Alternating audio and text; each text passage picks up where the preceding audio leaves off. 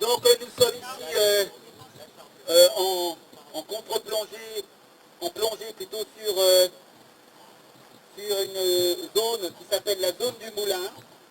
Cette zone du Moulin, c'est 4 hectares. Ces 4 hectares sont très importants parce que c'est à la fois une zone humide et une zone d'expansion de l'arc. Or, cette zone d'expansion est très importante parce qu'elle protège Modane et Fourneau qui sont à l'aval. En cas de crue, en 1957, la dernière très très grande crue qui a eu lieu en fait a permis d'éviter beaucoup de dégâts sur Modane. Or aujourd'hui, cette zone humide qui était en fait faite de jardins, d'une route arborée, etc., il y a une ripisylve. Une ripisylve, c'est-à-dire en fait des arbres le long d'une rivière. Eh bien, il y a, on va dire 3 ans, ils ont commencé à décaper, enlever tout ce qu'il y avait dessus. Il y avait un moulin, ils ont détruit le moulin, ils ont détruit le bief qui alimentait le moulin, et ils ont surélevé, ils ont fait une digue, et ils ont surélevé la plateforme de 5 mètres pour mettre hors d'état d'inondation, on va dire décennale. Or, en mettant hors d'atteinte cette zone-là, ils prient évidemment Modane, Fourneau, d'une zone d'expansion, et donc s'il y a une future crue importante, Modane et Fourneau seront davantage inondés. Ça, c'est la première chose. La deuxième chose, c'est que avant de faire cela, ils avaient percé en 2002, à partir de l'été 2002, ils ont commencé à percer. Alors, je ne sais pas si vous voyez, mais il y a la centrale à béton grise, et juste devant, il y a 2 énormes tuyaux blancs qui sont en fait la ventilation du tunnel.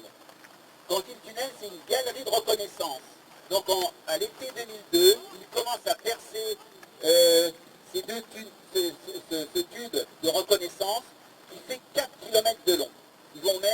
Les travaux se termineront en 2007. Les déchets, les déblais qui sont sortis sont évacués et entreposés ici.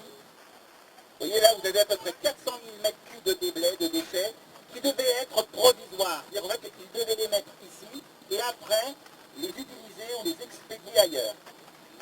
Ils sont encore là, c'était la fin des travaux en 2007, nous sommes en 2022, ils sont encore là et je pense qu'ils seront pour toujours.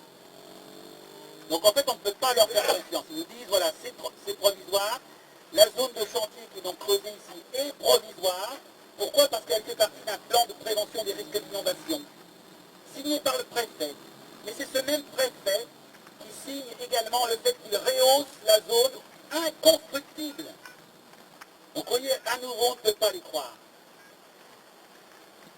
Aujourd'hui, donc, vous avez la centrale à béton, il va y avoir une centrale de concassage, mais également une centrale de fabrication de voussoirs. Les voussoirs, ce sont en fait les éléments d'une voûte circulaire qui permettront de construire le futur tunnel de base.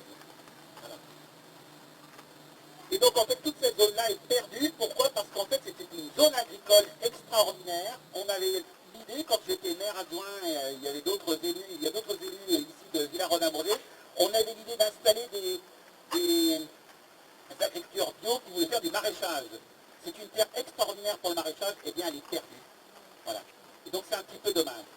Donc en fait, en perçant, je reviens un petit peu, donc en 2002, 2003, lorsqu'ils commencent à percer ce tunnel, cette galerie de reconnaissance sous le village, on est 60 mètres sous le village, ils ont tout de suite atteint des aquifères et ils ont tari les sources du village.